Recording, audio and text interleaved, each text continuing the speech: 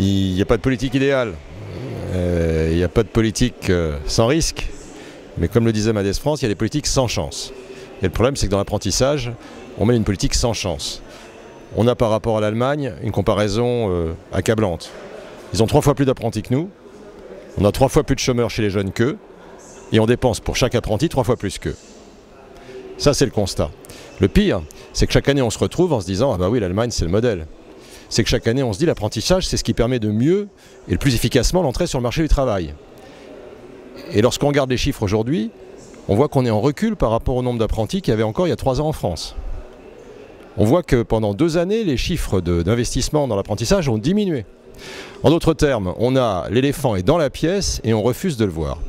Alors qu'est-ce qu'il faut faire? Il faut évidemment une révolution culturelle.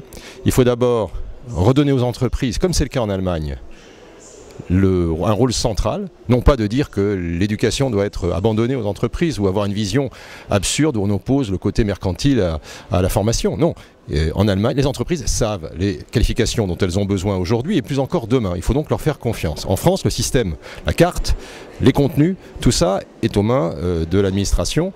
Et ça n'est pas comme ça que nous y arriverons. Ensuite, il faut évidemment donner une autre image de l'apprentissage. En France, l'apprentissage, c'est culturellement l'échec quelque part. Ce sont les gens qui n'ont pas été capables de faire des études supérieures. Dans les autres pays, ce n'est pas du tout le cas.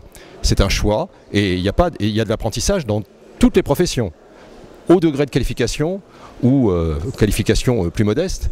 Mais dans tous les secteurs, dans tous les métiers, il y a de l'apprentissage et c'est la voie royale pour réussir dans l'entreprise et réussir l'insertion professionnelle. Donc voilà, il y a tout ça. Il y a aussi le fait de rendre plus fluide en Europe les échanges dans l'apprentissage. C'est ce qu'on essaye de faire par des opérations pilotes, notamment avec le MEDEF.